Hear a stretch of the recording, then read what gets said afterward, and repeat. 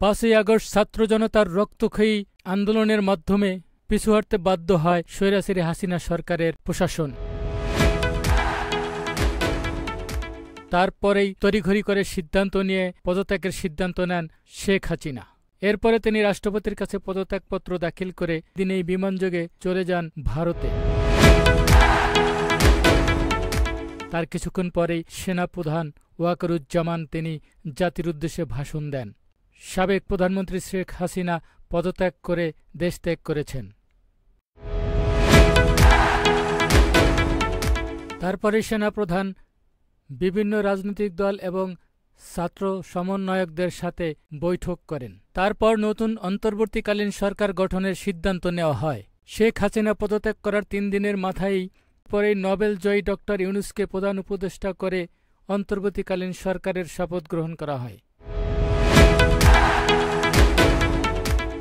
নিয়ম অনুযায়ী রাষ্ট্রপতি শাহাবুদ্দিন চুপ্পু ওই শপথ বাক্য পাঠ করান।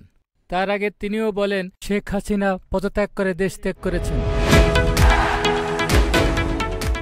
এরপরে নতুন অন্তর্বর্তীকালীন সরকার দেশ গঠনের নিয়োজিত হয়ে যান। কয়েকদিন যেতে না যেতেই শুরু হয় নতুন সরকারের বিরুদ্ধে নানা ষড়যন্ত্র।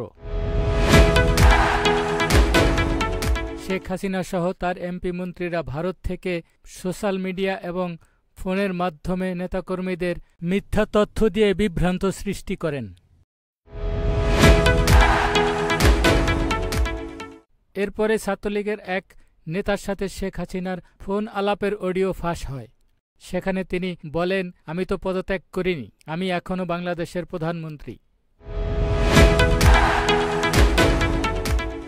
সে তো জবরদখল করছে, একটা সিচুয়েশন তৈরি করে তারপরে তো সে ক্ষমতা গেল।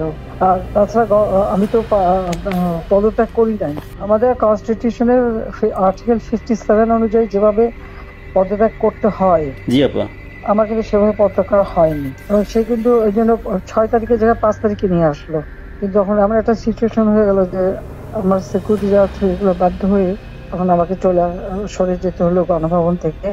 তারপর থেকে জনমনে প্রশ্ন, তাহলে কি শেখ হাসিনা পদত্যাগ করেননি?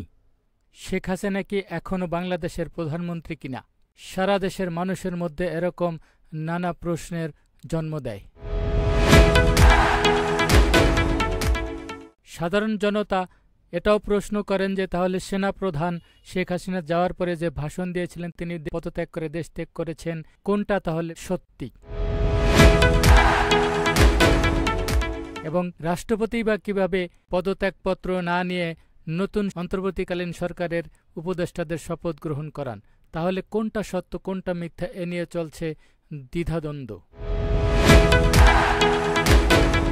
তারপর পরেই সোশ্যাল মিডিয়াতে চলে আসে শেখ হাসিনার হাতে সই করা সেই পদত্যাগপত্রের কপি। সেই ছবি এখন সোশ্যাল মিডিয়াতে ভাইরাল। তাহলে প্রশ্ন আসে, কে আসলে সত্যি আর কে মিথ্যা? সাধারণ মানুষ এর সবকিছুর সত্যটা জানতে চায়।